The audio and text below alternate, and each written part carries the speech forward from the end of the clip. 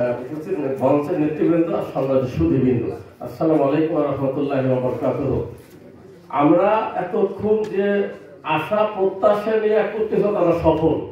আমরা ব্যাপক আয়োজন করি, ব্যাপক লোক আমরা ডাকিও নাই, যাদের দায়িত্ব দেওয়ার চেষ্টা করেছে। ইউনিভার্সিটির ছাত্র বন্ধুরা পরীক্ষা থাকার কারণে কম এসেছে, এসছে আমার অফিসে আরো বেশি গিয়েছিল। তো আমরা ইনশাআল্লাহ আগামী দিনে সবাইকে নিয়ে আরো বড় প্রোগ্রাম করবো। শাহাদাতের সমাপ্তি থেকে শুরু করি আমি আমাদের কর্মসূচি। আমরা কর্মসূচি এইভাবে বিবেচনা করেছি, যেহেতু নির্বাচন কমিশন খসড়া করেছে, আলহামদুলিল্লাহ খসড়ার মধ্যে আমাদের নাম আছে, যেটা পূর্বের আগে ছিল না। এটা কিন্তু জিরোতে আসছে, জিরো। আমি আর হয়তো আরো 100% পথে যেতে হবে। সবাই সুন্দর কথা বলেছেন, সুন্দর বক্তব্য দিয়েছেন, প্রয়োজনীয়তা তুলে ধরেছেন। আমাদের চেয়ে বেশি সকল বক্তাকে আমাদের কমিটির পক্ষ থেকে আন্তরিক ধন্যবাদ, মোবারকবাদ। উপস্থিত হওয়ার সবাইকে ধন্যবাদ। আমরা আগামী দিনে যে কর্মসূচি ঘোষণা করতে যাচ্ছি, 4-5 দিন আগে আমার অফিসে আমাদের সভাপতি আমাদের ফজলুর রহমান এমডি ওয়াসা, আমার ফজলুর রহমান সাবেক সেক্রেটারি সহ আমরা দলবদ্ধ করছিলাম। সেখানে আমরা আজকের কর্মসূচি সহ এই কর্মসূচি গ্রহণ করেছি। আপনাদের মতামত উপস্থাপন করলাম, মতামত বয়ান করবো ইনশাআল্লাহ। তো আমাদের 27 এবং 28 2 দিন সদরপুর চরপথের মানববন্ধন 2 দিন রেখেছি। কেন? যারা যাবেন তারা একবার রাত্রি যাপন করে পদের করে আসতে পারে। আমরা দুই শনিবার করতে চেয়েছিলাম, পরে অনেকে বললো যে বন্ধের সুবিধা আছে, অসুবিধা আছে। সবার সুবিধা হবে না কোনো ডেটেই। আমরা সর্বোচ্চ এফোর্ট দেবো, উপস্থিত থাকবো এবং সেই প্রোগ্রামকে বাস্তবায়ন করব। আমরা তো 2009 এবং 13 সালে শত লোক নিয়ে সদরপুরে প্রোগ্রাম করেছিলাম। 28 তারিখ সবে বলা। আমরা কি সকালে করতে পারবো নাকি পিছিয়ে নিব প্রোগ্রাম? তাহলে সবার মত হবে না। মোটর মেজরিটি পার্সেন্ট বলছে আমরা সকাল 11টায় 2 দিনই সদরপুরে 27, সদরপুরে 27,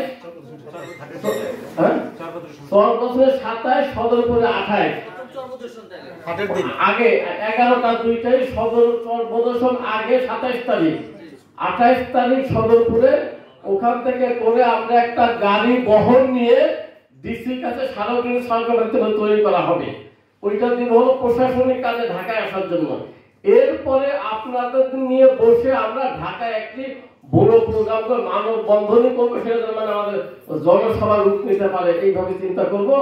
আমাদের যারা বিশেষজ্ঞ টিম আছে, সেখানে আমি নগণ্য সদস্য, তারা বুদ্ধি করেছে। এখন আজকে যারা এসেছেন অনেক গণ্যমান্য ব্যক্তি আছেন, তাদেরকে আমরা আমাদের এই কমিটিতে অন্তর্ভুক্ত করবো। আপনি মতামত নিয়ে ইতিমধ্যে আমাকে ও বলেছে, আরো কয়েকজনে বলেছে যে আমাদের সাবেক যারা ক্যান্ডিডেট ছিল, ইভেন যারা ভবিষ্যতে হবে, আমরা কাউকে ছোট বড় করতে চাই না।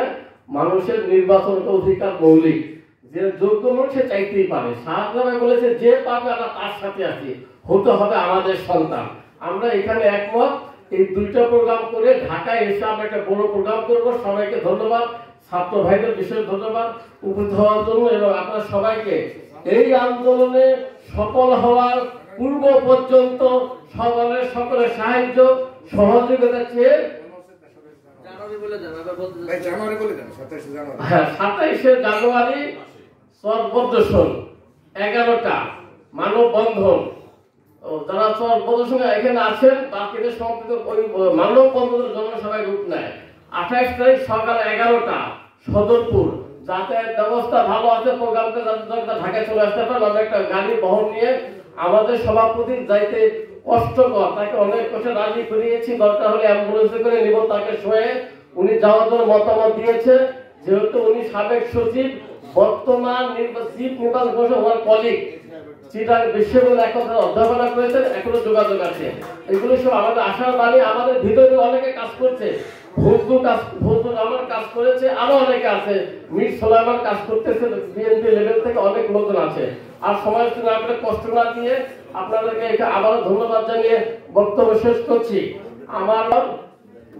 আমার পর আপনাদের সামনে আলোচনায় অংশগ্রহণ করবেন আজকের সভা সভাপতি একজন ভাই, এমন একজন বড় ভাই, আমাদের বর্তমানে গুছিয়ে নেতৃত্ব দিচ্ছেন, যার নেতৃত্বে ইনশাল্লাহ আমরা কামিয়াব হব, সেই নেতা আমাদের মোহাম্মদ কুদ্দুস খান সাহেব। আপনাদের আজকে সমাপনী বক্তব্য এবং আমাদের সমস্ত প্রেক্ষাপট তুলে ধরবেন। সবাইকে ধন্যবাদ দিয়ে তাকে বক্তব্য প্রদান করার আহ্বান জানাচ্ছি।